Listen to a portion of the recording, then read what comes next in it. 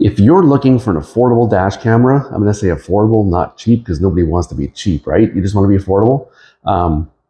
You need to watch this video because you're going to want to stay away from this dash camera right here. This one right here, it's an absolute joke. I'm going to tell you about it. I'm going to tell you why not to buy it. And then I'm going to tell you what to look out for. So guys, I found this one on Temu. Hey, what can I say? I usually like Temu products. I buy Temu stuff all the time and I love it. So I thought I'd try out a dash camera. I was a little bit leery to try a camera from Temu.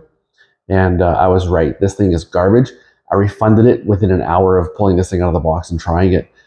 So here, I'm just going to show you a little bit of sample footage from it. So we were actually following this car dangerously closely just to see how clear the footage would be. And guys, you can't even read the license plate. I mean, isn't that the primary job of a dash camera, is just to read the license plate in front of you?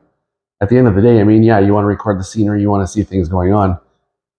But if you can't even read that license plate in front of you and you're following dangerously closely, the camera's useless. I mean, that guy could have killed somebody. I don't even know what his plate number is, right?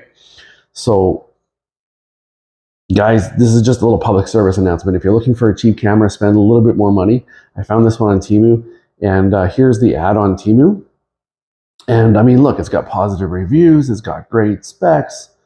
I mean, it's bragging about 1080p footage. Guys, there's no world in which that footage is actually 1080p. I think it's like 240p just stretched into a 1080p container. It's not good. So guys, I just want to put that out there. I'm going to show you a picture of this one again. And, you know, kind of show you the ad. So if you're on Temu looking for a camera, maybe spend a little bit more money or shop somewhere else. Okay.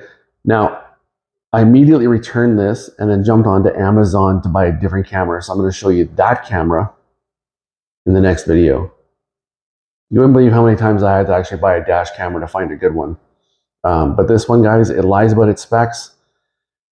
The footage is choppy, it's grainy, you can't even see anything. Stay away from this camera.